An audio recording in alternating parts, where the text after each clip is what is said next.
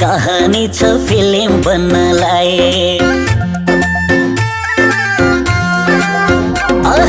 हाम्रो आफ्नै कहानी छ फिल्म बन्नलाई। तिमी त्यसको नायिका हौ अनि म चिनायक।